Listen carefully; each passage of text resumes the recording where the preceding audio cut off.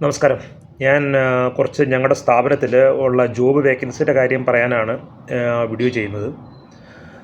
ഞങ്ങൾ shadow power എന്ന ഫേമാണ്. Shadow power എന്ന് പറഞ്ഞാൽ ഞങ്ങൾ ജനറേറ്റർ, അഗ്രികൾച്ചർ മെഷീനറികൾ, അതുപോലെ തന്നെ പലതരത്തിലുള്ള കൺസ്ട്രക്ഷൻ മെഷീനറികൾ, ഹാൻഡ് ടൂൾസ്, പവർ ടൂൾസ്, അതുപോലെ തന്നെ സേഫ്റ്റി റിലേറ്റഡ് ആയിട്ടുള്ള ഐറ്റംസുകൾ, ക്ലീനിങ് എക്യുപ്മെൻസുകൾ, അതുപോലെ തന്നെ ഈ വേസ്റ്റൊക്കെ റിമൂവ് ചെയ്യുന്ന, കത്തിക്കുന്ന വേസ്റ്റ് ഇൻസിനറേറ്റേഴ്സ്, അങ്ങനെയുള്ള എല്ലാ തരത്തിലുള്ള മെഷീനറികളും ടൂൾസും ഡീൽ ചെയ്യുന്ന ഫേമാണ്.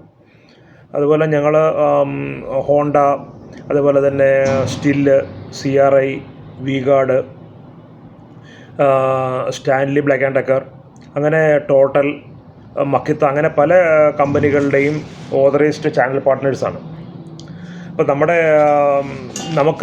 നമ്മുടെ ഷോറൂമിൽ ഒരു 3-4 വേക്കൻസി ഓൾറെഡി നമുക്ക് അവൈലബിൾ ആയിട്ടുണ്ട്. അപ്പോൾ അതിന് ക്വാളിഫൈഡ് ആയിട്ടുള്ള, എക്സ്പീരിയൻസ്ഡ് ആയിട്ടുള്ള ആളുകളെ നമ്മൾ നോക്കുന്നുണ്ട്. അപ്പോൾ ഒന്നാമത് നമുക്ക് വേണ്ട ആൾക്കാരെന്ന് പറഞ്ഞാൽ ബില്ലിംഗ് സ്റ്റാഫാണ്. ഓൾറെഡി നമുക്ക് ബില്ലിംഗ് സ്റ്റാഫ്സ് ഉണ്ട്. അപ്പോൾ നിലവിൽ നമുക്ക് സ്റ്റാഫിൻ്റെ എണ്ണം കൂട്ടാൻ വേണ്ടിയാണ് അപ്പോൾ നമ്മൾ ബില്ലിംഗ് സ്റ്റാഫ് നോക്കുന്നത്. ബില്ലിംഗ് സ്റ്റാഫ് എന്ന് പറയുമ്പോൾ നമുക്ക് BCom, അതേപോലെ തന്നെ ടാലി അറിയാവുന്ന, നല്ല രീതിയിൽ കമ്പ്യൂട്ടർ നോളജുള്ള ബില്ലിംഗ് സ്റ്റാഫിനാണ് ഉദ്ദേശിക്കുന്നത്. അപ്പോൾ അവർ ജസ്റ്റ് പഠിച്ച് ഇറങ്ങിയ ആളുകളുടെ കാര്യമല്ല, നമ്മൾ എക്സ്പീരിയൻസ്ഡ് ആയിട്ടുള്ള ബില്ലിംഗ് സ്റ്റാഫിനെയാണ് ഉദ്ദേശിക്കുന്നത്. അപ്പോൾ ഒരു വേറെ ആളുടെ സപ്പോർട്ടില്ലാതെ തന്നെ ഷോറൂമിലെയും സർവീസ് സെൻറ്ററിലേക്ക് നമുക്ക് സർവീസ് ഹാൻഡിൽ ചെയ്യാൻ ബില്ലിങ് ഹാൻഡിൽ ചെയ്യാൻ പറ്റുന്ന ആളുകളെയാണ് നമ്മൾ ഉദ്ദേശിക്കുന്നത്. അപ്പോൾ അങ്ങനെയുള്ള, പിന്നെ അതുപോലെ തന്നെ പിന്നെ നമുക്ക് വേണ്ടത് ഓഫീസ് സ്റ്റാഫിനെയാണ്. ഓഫീസ് സ്റ്റാഫ് എന്ന് പറയുമ്പോൾ അവർ ഡിഗ്രി അല്ലെങ്കിൽ ഡിപ്ലോമ, അതുപോലെ തന്നെ കമ്പ്യൂട്ടർ, ഈ ഒരു സെഗ്മെൻറ്റിൽ നല്ല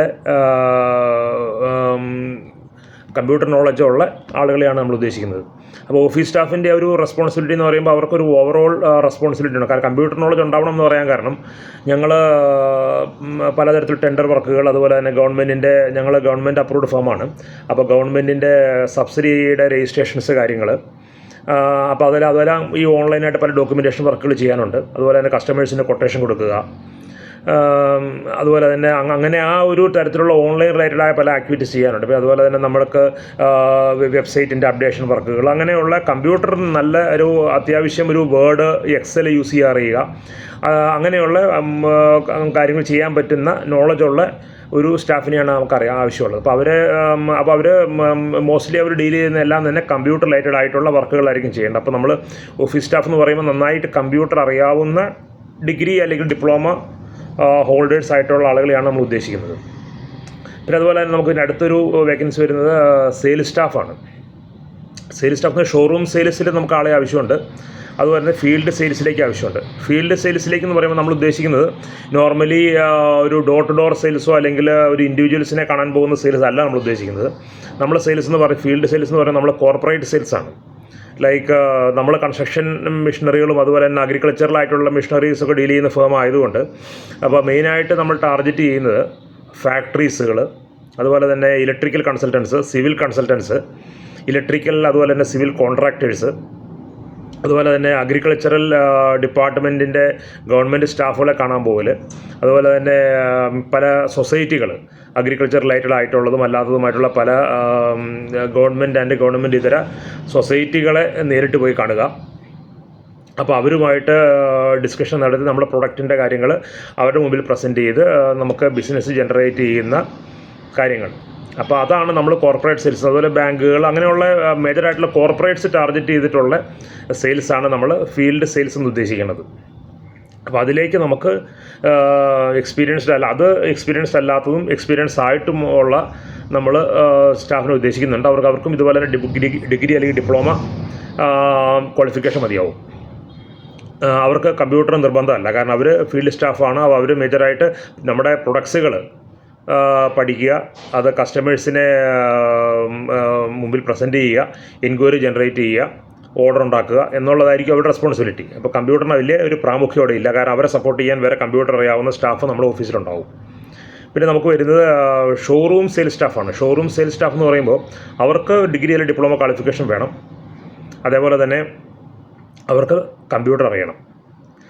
കമ്പ്യൂട്ടർ അറിയണമെന്ന് പറയാൻ കാരണം അവർക്ക് ഈ വേർഡും എക്സലും ഒക്കെ അറിയേണ്ട ആൾക്കാരാണ്.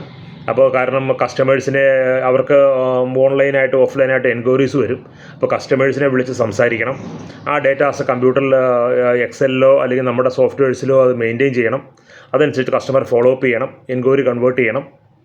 അപ്പോൾ ഇതുപോലെ കൊട്ടേഷൻസ് കാര്യങ്ങളൊക്കെ കസ്റ്റമേഴ്സ് കൊടുക്കാനുണ്ടാവും. അപ്പോൾ ഇങ്ങനെയുള്ള മോസ്റ്റ്ലി സെയിൽസ് റിലേറ്റഡ് ആയിട്ടുള്ള കാര്യങ്ങളായിരിക്കും ഇവർ ഡീൽ ചെയ്യേണ്ടത്. നോർമലി നമുക്ക് ഓഫീസ് സ്റ്റാഫ് എന്ന് പറയുന്നത് വേറൊരു വേക്കൻസി ഞാൻ അവിടെ പറഞ്ഞിരുന്നു. അതിലേക്ക് അവർക്ക് സെയിൽസ് ആയിരിക്കില്ല അവരുടെ ഫോക്കസ്, അവർക്ക് സെയിൽസ് സപ്പോർട്ടിങ് ആയിരിക്കും അവരുടെ ഫോക്കസ്. ഈ സെയിൽസുകാർക്ക് വേണ്ടതായ എന്തെങ്കിലും സഹായ സഹകരണങ്ങൾ ചെയ്തു കൊടുക്കുക. ബാക്കിയുള്ള ഓഫീസിലുള്ള മറ്റ് ബില്ലിങ് അതല്ല ഇതര സർവീസ് സ്റ്റാഫുകൾ അവർക്ക് വേണ്ട സപ്പോർട്ട് ചെയ്ത് കൊടുക്കുക. അതായിരിക്കും ഓഫീസ് സ്റ്റാഫിൻ്റെ ഒരു റെസ്പോൺസിബിലിറ്റി വിടുന്നത്. പക്ഷേ ഷോറൂം സെയിൽസ് സ്റ്റാഫിനെ സംബന്ധിച്ച് അവർ ഫോക്കസ് ചെയ്യുന്ന മുഴുവൻ സെയിൽസ് റിലേറ്റഡ് ആക്ടിവിറ്റീസ് ആയിരിക്കും. അതുപോലെ നമ്മൾ ഓൺലൈനായിട്ടുള്ള നമുക്ക് സെയിൽസൊക്കെ ഉണ്ട്. ഓൺലൈൻ സെയിൽസ് ഈ ഫ്ലിപ്കാർട്ട് പോലെയുള്ള ഓൺലൈൻ പ്ലാറ്റ്ഫോം വഴിയുള്ള സെയിൽസ് ഉണ്ട്. അപ്പോൾ അതിൽ വേണ്ടതായ കാര്യങ്ങൾ ചെയ്യുക. ഇതെല്ലാം ഷോറൂം സെയിൽസ് സ്റ്റാഫിൻ്റെ റെസ്പോൺസിബിലിറ്റിയാണ്. കസ്റ്റമേഴ്സിനെ ഷോറൂമിൽ വരുന്ന കസ്റ്റമറെ ഡീൽ ചെയ്യുന്നതടക്കം അതിലേക്കാണ് നമ്മൾ ഷോറൂം സെയിൽസ് സ്റ്റാഫിനെ നമ്മൾ ഉദ്ദേശിക്കുന്നത്.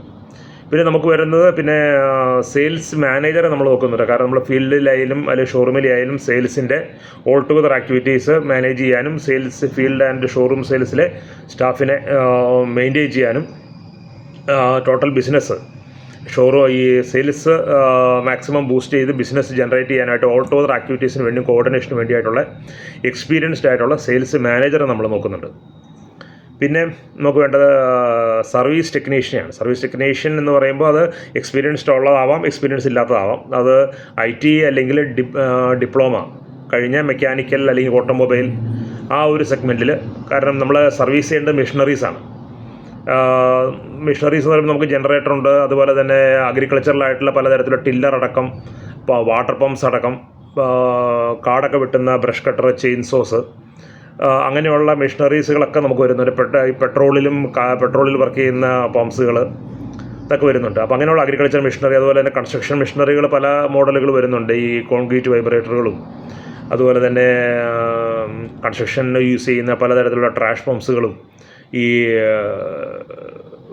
പേവിങ് ടൈൽസൊക്കെ ഒതുക്കുന്ന ഈ കോമ്പാക്ടർ എന്ന് പറയുന്ന എക്യുപ്മെൻറ്റ്സും അങ്ങനെയുള്ള ഒരുപാട് നമുക്ക് കൺസ്ട്രക്ഷൻ മെഷീനറികൾ വരുന്നുണ്ട്. ഇതേറ്റ കൺസ്ട്രക്ഷൻ മെഷീനറീസൊക്കെ സർവീസ് ചെയ്യാൻ പറ്റുന്ന, ജനറേറ്ററുകൾ സർവീസ് ചെയ്യാൻ പറ്റുന്ന എക്സ്പീരിയൻസ്ഡ് ആയിട്ടുള്ളതും അല്ലാത്തതുമായിട്ടുള്ള ടെക്നീഷ്യന്മാരെ അത് നമുക്ക് ജസ്റ്റ് പഠിച്ചു കഴിഞ്ഞാൽ പിള്ളേരായാലും കുഴപ്പമില്ല. ഇങ്ങനെയുള്ള ഇത്രയും വേക്കൻസി നമുക്ക് അവൈലബിൾ ആയിട്ടുണ്ട്. അതായത് നമുക്ക് billing staff with BCom and Tally with sufficient computer knowledge. പിന്നെ സെക്കൻഡ് ഓഫീസ് സ്റ്റാഫ്, അത് സപ്പോർട്ടിംഗ് സ്റ്റാഫായിരിക്കും. നമുക്ക് ഓൺലൈനായിട്ടുള്ള റിലേറ്റഡ് ആക്ടിവിറ്റീസും ഡോക്യുമെൻ്റ് അപ്ലോഡിങ്ങും അങ്ങനെയുള്ള ഷോറൂമിലെ ഓൾ ടുഗദർ കാര്യങ്ങൾ, ഈ ഷോറൂംസിലെ കമ്പ്യൂട്ടർ റിലേറ്റഡ് കാര്യങ്ങൾ എല്ലാം ഹാൻഡിൽ ചെയ്യാൻ പറ്റുന്ന നല്ല രീതിയിൽ normal computer knowledge plus Word Excel. വേറെ കാര്യങ്ങളൊന്നും അറിയണ്ട, വേർഡ് എക്സൽ ശരിക്കും യൂസ് ചെയ്യാൻ അറിയുക,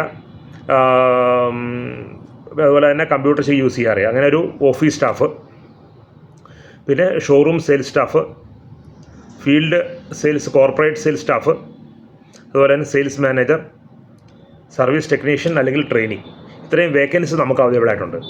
അപ്പോൾ എന്നെ കേൾക്കുന്ന മൂവാറ്റുപുഴയിലുള്ളതോ മൂവാറ്റുപുഴയുടെ ഒരു 10-15 കിലോമീറ്റർ ചുറ്റളവിലുള്ളതോ ആയിട്ടുള്ള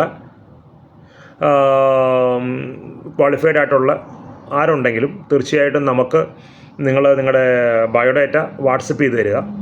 അതുപോലെ തന്നെ നിങ്ങളുടെ ഫോട്ടോയും എക്സ്പെക്റ്റ് ചെയ്യുന്ന നിങ്ങളുടെ സാലറിയും കൂടെ അതിനകത്ത് മെൻഷൻ ചെയ്യുക. അപ്പോൾ നമുക്ക് തീർച്ചയായിട്ടും നിങ്ങളുടെ ബയോഡാറ്റ നോക്കിയിട്ട് നമുക്ക് പറ്റിയ ആൾക്കാരാണോ എന്ന് നമ്മൾ ഐഡൻറ്റിഫൈ ചെയ്തിട്ട് തീർച്ചയായിട്ടും നമ്മൾ കോൺടാക്റ്റ് ചെയ്യുന്നതാണ്. അപ്പോൾ